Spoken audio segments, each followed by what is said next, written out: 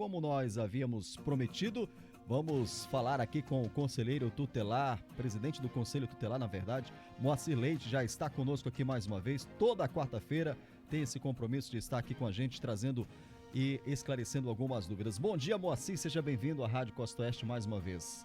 Bom dia, David de Paulo, bom dia, Ana Cristina, bom dia a todos os ouvintes da Rádio Costa Oeste. É sempre um prazer receber o Moacir aqui com a gente, né, esclarecendo alguns pontos que às vezes até a gente não tem conhecimento, né, David? É verdade, nós falávamos disso agora há pouco em off, né, Ana? Exato. Falamos também a respeito da última quarta que o Moacir começou a falar do artigo 131 e a gente não conseguiu dar continuidade por causa do tempo, mas você falava, Moacir, que uma das funções do Conselho Tutelar é zelar, não é isso?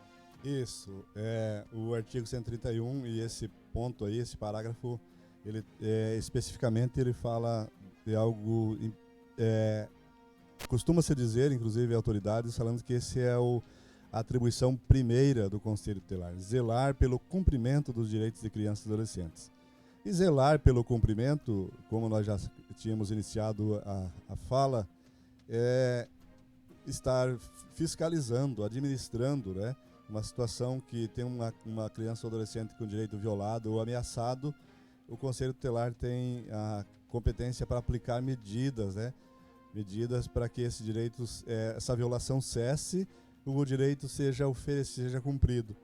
E zelar pelo cumprimento, então, quer dizer, cada um tem a sua responsabilidade, né? Sim. A rede como um todo, ela funciona e deve funcionar realmente como uma rede, né, ligada, entrelaçada, porém cada um tem a sua competência, né? Como eu dizia, quem tem a obrigação o que tem competência para oferecer educação, né, vai oferecer educação às escolas, quem é saúde vai oferecer saúde, né? Quem oferece segurança vai oferecer segurança, enfim, cada equipamento, cada órgão, né?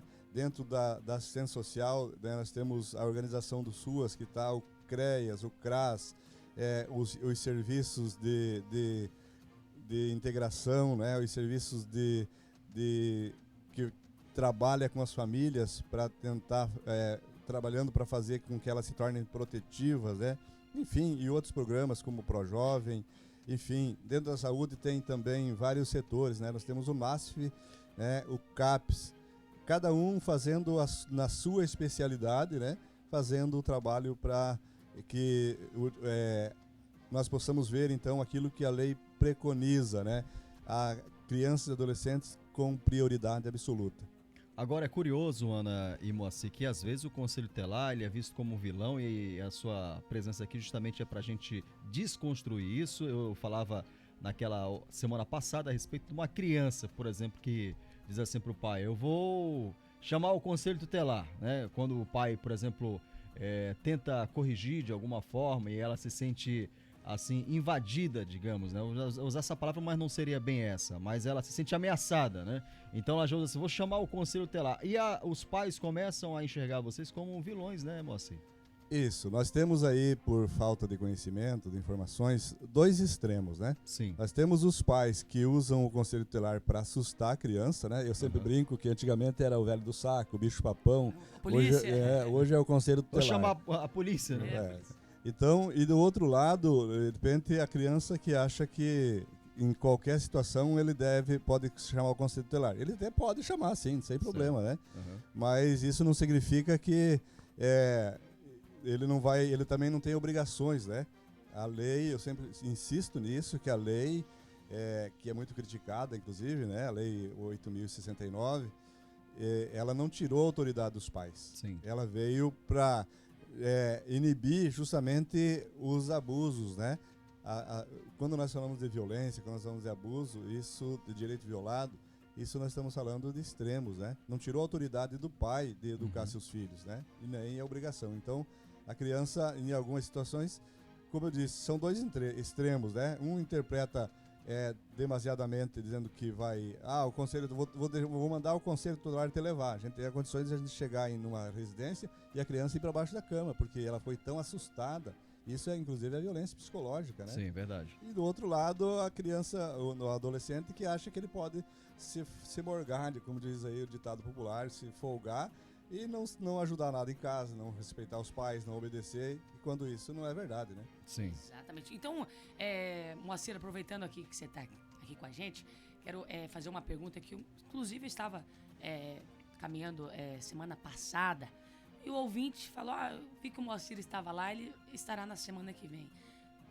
A dúvida do ouvinte, que inclusive acredito que seja a dúvida de outros ouvintes também, Sim. Inclusive o WhatsApp tá liberado É pro verdade. pessoal que quer aproveitar que o Moacir tá aqui para tirar algumas dúvidas. Moacir, em relação assim, se acontece um homicídio na cidade, independente da localidade, se é no centro, em distritos, enfim, de que maneira que o Conselho Tutelar, claro que se nesse caso do homicídio tiver criança ali, filho, parente, neto da vítima, de que maneira que o Conselho Tutelar entra? Então, acontece várias situações desse semelhantes, né? Às vezes tem operações policiais, por exemplo, que a mãe e o pai foram presos, ou às vezes não existe a figura paterna, né? Como é a realidade de muitas famílias, só está a mãe e a mãe foi presa e tem lá vários filhos. Ou acontece um homicídio que os genitores estão envolvidos, vão presos, em situações semelhantes. O primeiro passo, o Conselho Tutelar ele vai acolher essas crianças, acolher quer dizer dar proteção a elas, verificar se tem familiares, a família extensa, né, que a lei orienta, né, família extensa, se tem avós, tios, madrinha, né, padrinhos, pessoas que essa criança tenha um vínculo e que ele queira e possa, né, e tenha condições de se responsabilizar por essa criança ou adolescente. Esse é o primeiro passo. Faz uma pesquisa em algumas situações em cidades vizinhas, né? Isso a gente entrega, né? Leva para essa família, entrega com termo de responsabilidade numa situação provisória, né?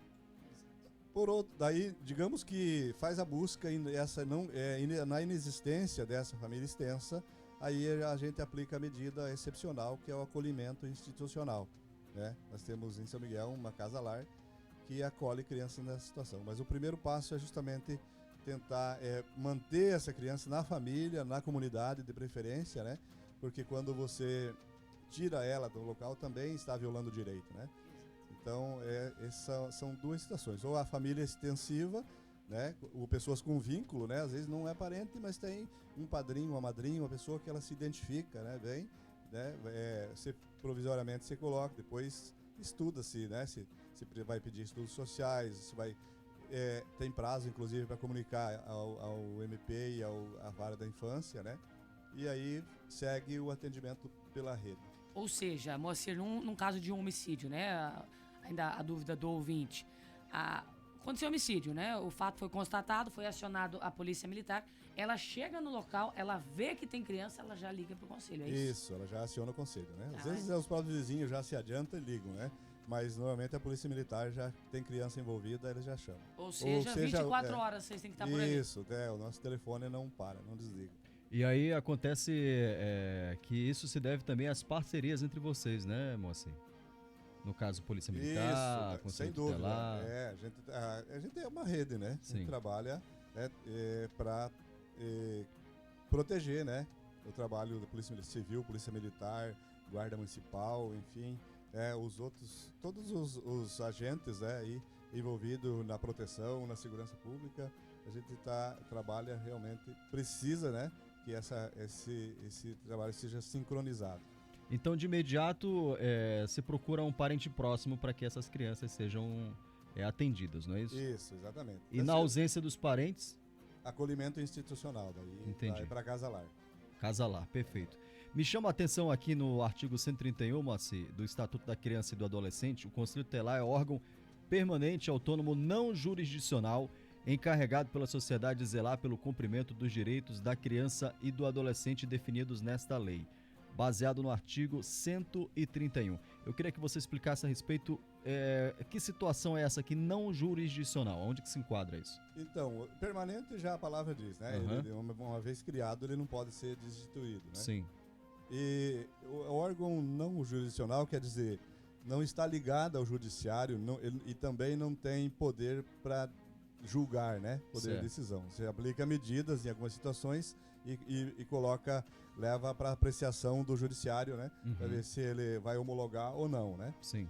Mas essa é a definição ali, que ele não é, e também não está ligado, não é um braço da justiça. Claro que em algumas situações a gente se diz que o Conselho Tutelar é o olho, né, da justiça, o olho do Ministério Público, enfim, é o olho da sociedade, enfim, para zelar pelo cumprimento dos direitos de crianças e adolescentes. Para a gente encerrar aqui, moça, eu gostaria que o senhor tivesse a oportunidade de enfatizar que o Conselho Tutelar também é uma questão, assim, digamos, autônoma, como bem falou aqui, né? Não está ligada à Prefeitura. A Prefeitura, inclusive, a gente falava disso outro dia, concede ali alguns auxílios, mas não está submissa, né, à Prefeitura, né? Aí fala sobre a autonomia do Conselho Tutelar nas decisões, né, para Sim. aplicar as medidas. É isso que a lei preconiza. Mas é um órgão da administração pública, conforme nós vamos ver depois na sequência no artigo 132. Mas aí está se referindo à autonomia para aplicar as medidas, para a decisão. É um colegiado, né? 5 Sim. conselheiros, e você, mesmo a ação de um conselheiro isolado, ela é nula, tá? A decisão precisa ser apreciada pelo colegiado. Aí que tá. E essa autonomia, o artigo 137 vai falar disso depois, que só o juiz pode rever a decisão do colegiado, né, de uma medida aplicada pelo Conselho Tutelar. A pessoa, o interessado, né, que se sentir desconfortável, não concordar, ele pode recorrer ao judiciário. É o único que tem competência para rever uma medida que o Conselho Tutelar aplica.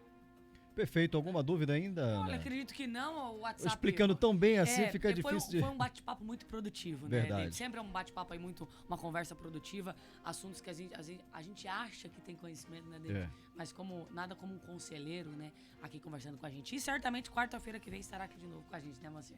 Isso, então vamos estar à disposição, inclusive para questionamentos aí, né,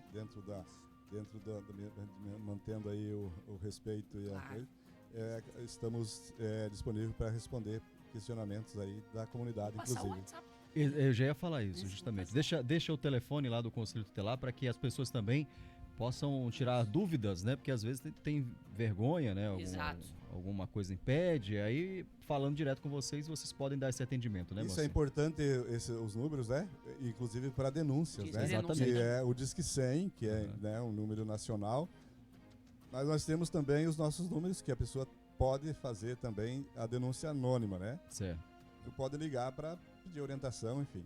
3565 8157. É importante as pessoas memorizar esse número, porque ele está mudando, né? Sim. Ainda está funcionando o 3215, né? O 3565-3215, que ele é bastante antigo, mas o sistema está mudando, então é 3565 8157, que também é o WhatsApp.